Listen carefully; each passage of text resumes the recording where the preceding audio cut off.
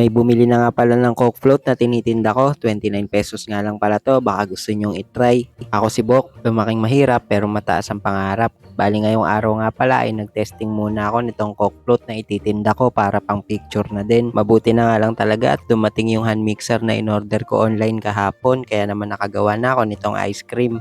Bali itong Coke float nga pala ay binibenta ko sa halagang 29 pesos lang. At syempre bago natin ibebenta, kailangan ay titikman muna natin at masasabi kong sobrang sarap din talaga. Malalasahan mo pa din yung soft drinks pati na rin yung ice cream.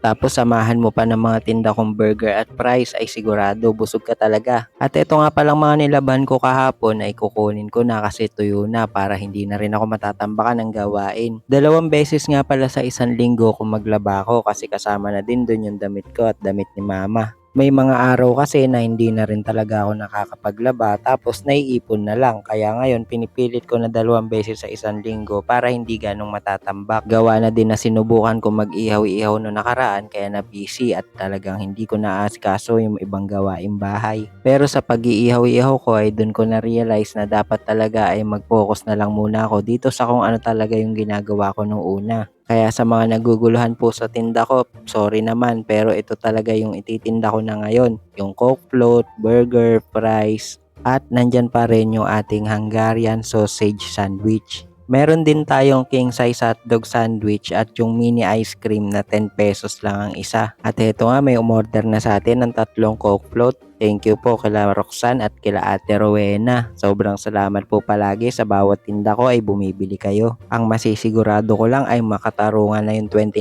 pesos para sa tinda kong Coke float na to. Located nga pala kami sa 6210 Purok 6 Puluban, Bulacan, Bulacan o pwede rin naman na i-message nyo ako para makapag-deliver sa inyo. 3 PM to 9 PM nga pala everyday pwede ako mag-deliver. Nang natapos ko na nga yung order ay dito nga hinatid ko si mama sa CR. Mabuti na nga lang at nakakalakad siya papunta dito pero kailangan alalayan. At least kahit papano hindi na siya dumudumi sa may diaper niya. Kaya pag iihi ay doon na lang sa diaper tapos lilinisan ko na lang siya sa CR. Tapos yun nga mga damit ay nakatambak muna kasi nga pagkatapos ko namang maayos si mama ay tutupiin ko na rin. Hindi pa kasi po pwede maglakad si mama mag-isa kasi nga ay nakakaapat pa lang na session yung therapy niya. Kumbaga hindi pa siya fully recovered pero kahit papano ay hindi na masyadong mahirap yung trabaho ko dito sa bahay, hindi kagaya nung mga dati pa. Ang hirap na nga din pala itulak nitong wheelchair ni mama pero yung nahingi ko kasi sa munisipyo ay hindi niya magamit kasi masyado daw mataas yung apakan kaya pinagtsatsagaan muna to. Gagamitin na nga lang daw niya yung nahingi ko sa munisipyo kapag aalis na lang. Kaya ito ay hinihila ko na lang si mama tapos dinidikit dun sa may lamesa para may patungan siya at dun kasi siya kumukuha ng mga inumin niya. Tapos ito nga ay tutuloy ko na itong pagliligpit ko ng mga damit para mabawasan na din yung mga gawain. O paano? Hanggang dito na lang muna itong video natin na to. Maraming salamat po sa suporta nyo.